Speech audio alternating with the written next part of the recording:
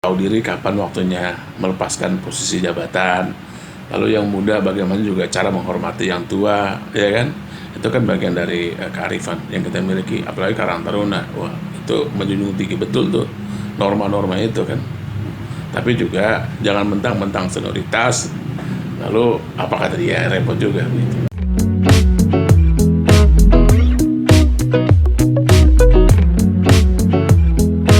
Ya, assalamualaikum warahmatullahi wabarakatuh. Salam pemuda. Waalaikumsalam warahmatullahi wabarakatuh. Salam pemuda. Alhamdulillah ya, hari ini kita di studio Qatar Pro kedatangan tamu yang memang sudah lama kita nantikan karena jadwal beliau yang begitu padatnya, tapi pada hari ini beliau masih mau menyempatkan diri untuk ke studio kita.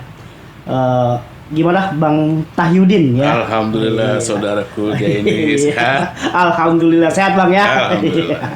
Ya, hari ini gini Bang ya. Walaupun kita sama-sama saling mengenal ya, tapi banyak hal yang mungkin saya tidak ketahui, tidak saya pahami, dan juga mungkin banyak orang ya yang tidak ketahui dan juga sama-sama tidak memahami tentang seorang Tahyudin Aditya ya. Kenapa saya bicara seperti ini ya?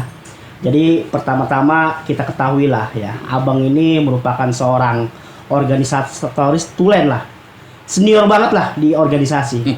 Kata ente gitu ya. Senior banget lah ya bagi saya pribadi, Ya, karena saya juga orang belum tentu. Oh, belum tentu ya, ya. Karena saya juga cukup lama ya mengikuti daripada perjalanan hidup Abang dan banyak belajar di situ.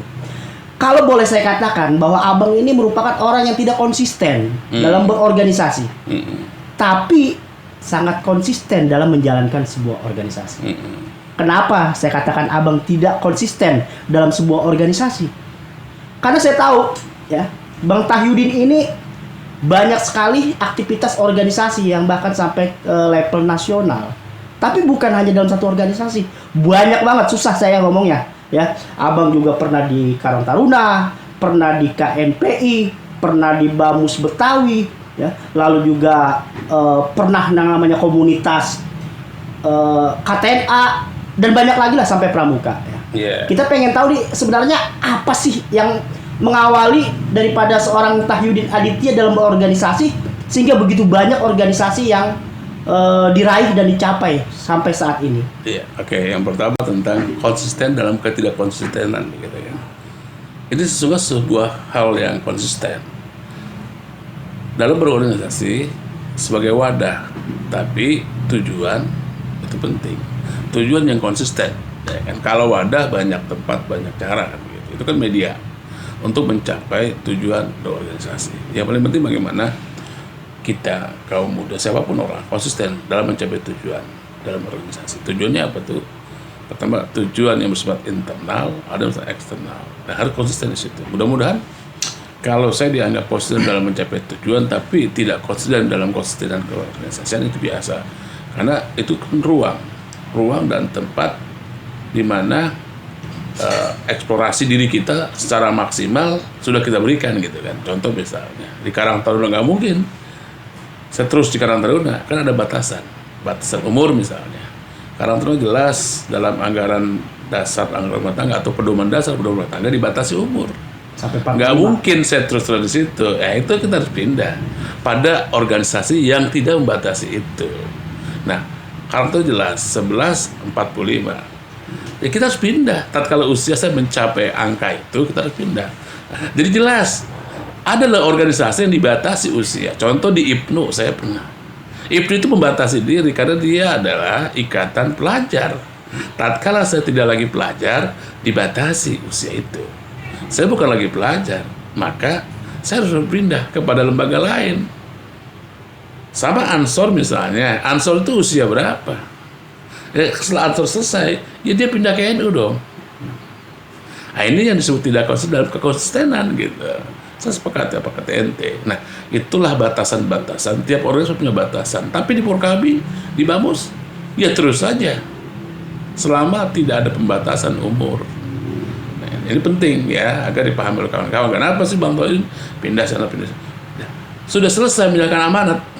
Persoalan tercapai atau tidak, amanat organisasi kita jalankan sesuai dengan pakemnya, aturan main. Dari Karang Taruna begitu kewajiban saya sebagai Sekjen Karang Taruna periode tahun 2025 ya saya jalankan dengan baik, saya hantarkan begitu kan, nggak perlu 2 kali periode karena banyak kader kita yang juga punya kompetensi dan kapabilitas untuk melanjutkan kepemimpinan berikutnya gitu. Oke, ini sungguh informasi yang sangat menarik sekali karena tadi kita bicara mengenai masalah konsisten dan tidak konsisten. Dalam pandangan saya, memang benar Abang tidak konsisten dalam sebuah organisasi, tapi konsisten dalam berorganisasi. Ternyata terjawab sudah. Kenapa tidak konsisten dalam sebuah organisasi? Karena memang dibatasi oleh aturan-aturan main dalam organisasi tersebut. Begitu Bang ya? Iya dong, karena kita tidak bisa taat dan tunduk pada aturan main. Kalau kita atur-atur lagi, kita rubah lagi, kita bawa ke musyawarah yang terbesar, padahal Karang Taruna jelas usianya itu perintah. Nah, makanya Karang Taruna punya forumnya forum Purnawirawan, katakan forum bakti. Kita ada organisasinya. Itu para alumni, para kader Karang Taruna yang sudah melampaui usia itu. Oke Bang, tadi Abang bicara mengenai masalah Karang Taruna. Ya. Sebenarnya banyak hal yang saya ingin gali dari seorang Tahyudin Aditya. Ini saya akan coba menggali hal yang kembali kepada dasar atau semula di saat Abang berkeinginan untuk berorganisasi. Yang ingin kami tanyakan dan kami tahu, Abang begitu fight dalam berorganisasi dari satu organisasi ke organisasi lain. Apakah memang ini adalah sebuah turunan atau memang ini datang dari diri Abang karena melihat sesuatu atau mungkin ada hal-hal yang sehingga Abang senang berorganisasi? Ya, jadi pertama gini, ada eksternal, ada internal. Internal yang datang dari diri kita. Ada keinginan dari diri kita untuk berhimpun bersama-sama untuk mencapai tujuan bersama. Tapi juga ada kepentingan eksternal di mana lingkungan kita membutuhkan diri kita untuk ambil bagian dalam proses pembangunan. Nah, 2 kebutuhan ini menyatu dalam diri saya sehingga saya harus tampil di situ. Ya kan? Ambil bagian dalam proses itu. Nah, itu ada kebutuhan internal saya sehingga apa yang menjadi cita-cita tercapai. Juga ada kebutuhan masyarakat gitu. Sehingga Karang Taruna sebagai alat agregasi kita untuk menyampaikan pesan Karang Taruna kepada masyarakat, terutama kaum muda. Karena ada pesan-pesan yang kita sampaikan.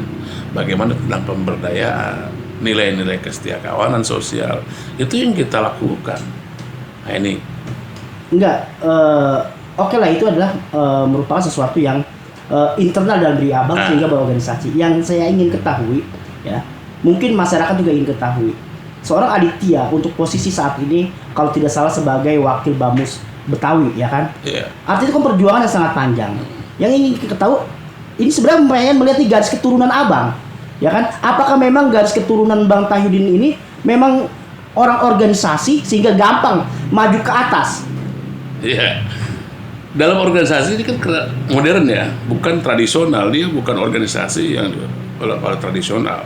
Karena dia bersifat modern, tentu ini tidak ada unsur keturunan. Kalaupun ada unsur keturunan, ada semangatnya gitu kan. Dan saya nggak punya jejak orang tua saya sebagai aktivis. Tapi penggiat sosial, iya. Dalam pengertian begini. Beliau orang tua saya, engkong-engkong saya itu nggak punya organisasi. Tapi nilai organisasi ada pada dirinya. Misalnya apa? Dia suka nampung orang untuk dia berdayakan. Misalnya. Dia punya binaan, dia guru ngaji misalnya. Itu kan nilai-nilai organisasi. Hari itu tidak ada organisasi, tapi nilai-nilai organisasi ada pada dirinya. Nah, saya tidak dilahirkan sebagai anak aktivis organisasi tertentu gitu loh, yang punya label tadi, yang punya nama. Nah, tapi nilainya ada. Nah, nilai-nilai itu yang berkembang dalam diri saya. Saya nggak punya jejak digital. Misalnya orang tua saya, saudara saya, aktivis organisasi A atau B, nggak ada. Tapi nilai-nilai itu ada pada diri saya. Engkong saya dulu, setiap orang itu tempat rumahnya menjadi persinggahan. Lalu dia open dan peduli. Nilainya ya, nilai. Orang tua saya juga engkong, bapak saya juga begitu. Nilainya ada. Bagaimana dia menampung anak-anak muda yang putus sekolah, yang tidak punya keterampilan, dia latih untuk konveksi jahit. Nggak ada organisasinya, tapi nilai-nilai organisasi ada dalam dirinya. Dan Karang Taruna adalah salah satu nilai yang pas dalam diri saya. Maka saya usia belia sudah di Karang Taruna. nilai-nilai itu, dan sampai hari ini nilai-nilai karakter masih sama saya. Mungkin sampai saya meninggal pun nilai-nilai itu tidak akan hilang. Itu. Ya oke ya. Jadi kalau kita ingin berorganisasi, kita silakanlah bermimpi sampai setinggi mungkin. Seperti itu. Tanpa kita harus berpikir kita tidak ada gen organisasi dalam keluarga kita. Yang penting semangatnya itu Bang. Semangat. Gitu. Nah, oke Bang. Saya juga melihat selain di organisasi yang bersifat lokal, formal atau bersifat struktural, kita ketahui juga saat ini Abang bolehlah dikatakan sebagai seorang budayawan. Kenapa saya katakan sebagai seorang budayawan? Ya, kita banyak mendengar bahwa Abang sering menjadi narasumber di radio RRI berbicara mengenai masalah budaya, ya kan? Ini mengawalinya bagaimana ini, ya kan? Ya sebetulnya begini, nggak perlu ngawali, jalanlah seperti air mengalir. Kita berbuat sesuatu, berkarya. Yang namanya budayawan, siapa juga budayawan sebetulnya. Karena yang namanya budaya itu kan hasil cipta karya manusia. Apa saja yang dilakukan oleh manusia menghasilkan budaya, karakter gitu kan. Nah, tinggal kita, kalau kita punya, katakanlah tadi, kan lambat laun akan bergeser dia. Nah, nilainya bergeser sehingga dia menjadi, katakanlah sebutan budayawan. Saya juga belum pas sebagai budayawan, tapi mungkin penggiat, pemerhati, ya mungkin gitu ya.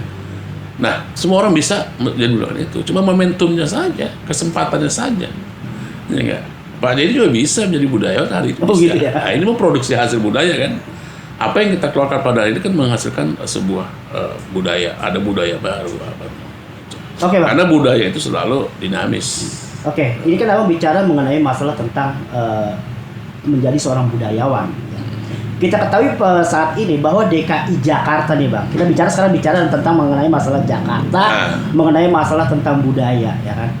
Banyak hal yang perlu kita angkat sebenarnya dari budaya Betawi di Jakarta. Ini pandangan Abang ke depan ini seperti apa sih kita harus menampilkan budaya Betawi di DKI Jakarta sebagai tuan rumah kita sendiri? Iya. Ya tentu kita harus memaksimalkan ya budaya Betawi. Karena kebetulan ini walaupun terlambat, regulasi yang dibuat oleh pemerintah DKI Jakarta tentang budaya Betawi terlambat saya katakan dibanding daerah-daerah lain. Ya, itu masih bagus, masih ada. Nah tinggal bagaimana kita memaksimalkan perda yang ada, perda tentang pelestarian budaya Betawi. Nah ini semua orang harus terlibat di dalamnya, terutama orang-orang Betawi. Nah ini nggak boleh diam diri. Pemerintah sudah memberikan ruang yang cukup luar biasa, tinggal bagaimana kita mengisinya. Kawan-kawan muda bagaimana yang ambil bagian dalam proses pengembangan pelestarian budaya Betawi. Ini penting. Pemerintah juga sudah menerbitkan tentang pergubnya, ingubnya. Sekarang tinggal bagaimana kita mengisi ruang itu, gitu kan? Dan saya pikir budaya adalah sesuatu produk yang tidak akan habis dipakai, terus berkembang dan dinamis, ya kan? Dan budaya Betawi punya kearifan sendiri, punya kebijakan sendiri, punya karakter sendiri yang tentu tiap wilayah beda. Dan ini saya pikir penting, apalagi Jakarta adalah kota modern, kota jasa, maka budaya menjadi penting. Ya, enggak? Di kota-kota besar Indonesia juga banyak yang bagaimana mempertahankan budayanya sebagai kelebihan ya, sebagai katakanlah begini, sebagai industri kreatif. Ini penting. Ya, apalagi ke depan orang tetap menginginkan budaya sebagai pola hidup yang bisa membuat orang eksis di dalamnya. Jadi kita bisa mengembangkan bicara budaya Betawi di DKI Jakarta di setiap lini kehidupan dan kegiatan kita gitu Bang ya? Iya, spektrumnya tentu A sampai Z ada semua. Tinggal kita aja. Kan ini industri kreatif gitu kan. Akhirnya tergantung kawan-kawan lah. Mengisi ruang-ruang itu, kita diminta untuk kreatif gitu. Sekarang kita nggak seperti dulu lagi. Nah kawan-kawan muda harus banyak mengeksplor gagasan ide itu tadi, ya kan? Toh kita udah punya regulasinya, baca dengan baik, bukan sekedar baca, bagaimana mengaktualisasikan itu perda, sehingga itu bisa mendapatkan pendapatan dan itu bisa menopang hidup kita. Gitu. Oke Bang, kita tahu semua ya bahwa di daerah kita ini, ya, khususnya wilayah Kalideres Jakarta Barat, dan di wilayah Kelurahan Semanan nih, kita bicara Semanan kan? Karena Abang juga orang Semanan, di situ ada salah satu destinasi wisata atau yang biasa disebut dengan agrowisata.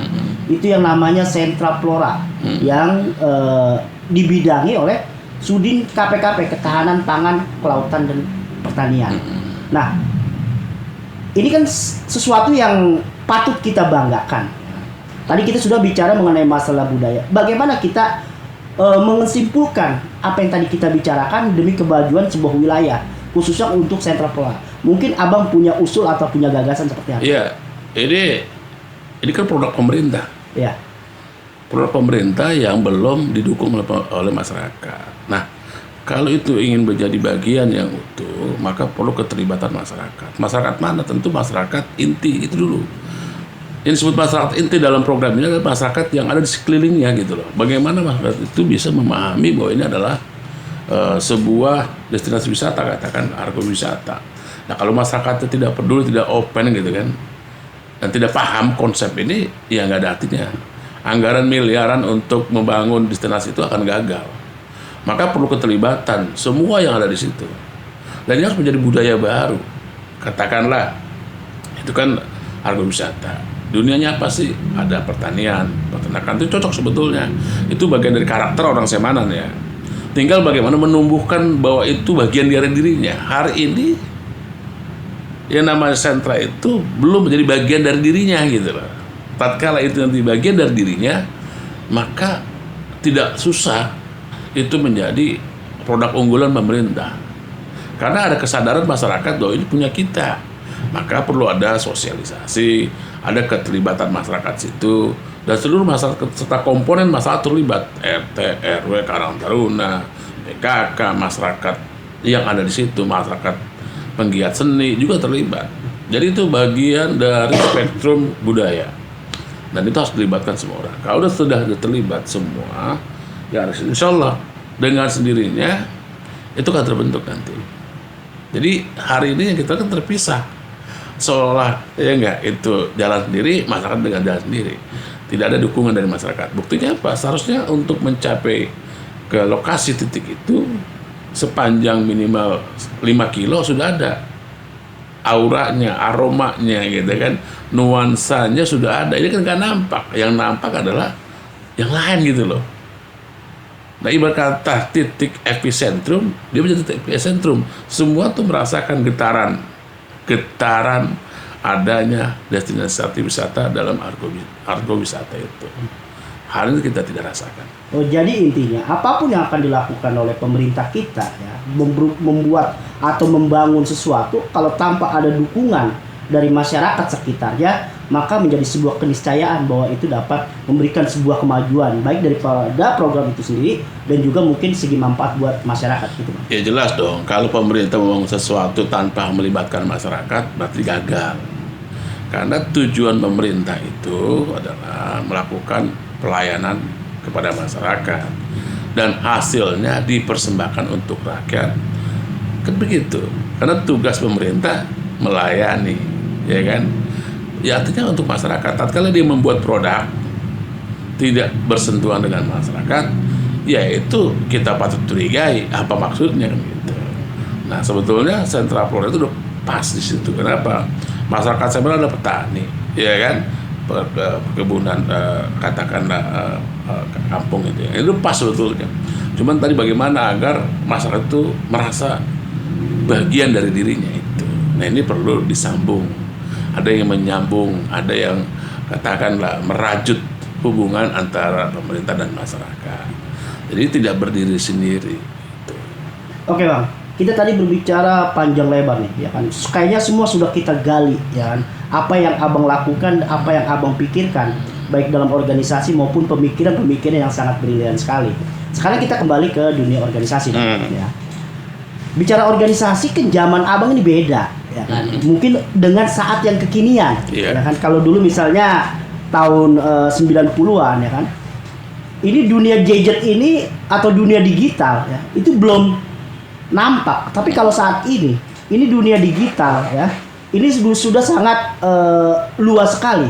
Nah, berarti kalau seorang organisasi yang memahami dia pada sebuah perubahan dan itu mau tidak mau harus mengikuti. Nah, arahan Abang nih untuk teman-teman organisasi khususnya kaum milenial, apa yang harus dilakukan perubahan-perubahan yang saat ini sedang terjadi? Ya, itu memang suatu keniscayaan ya.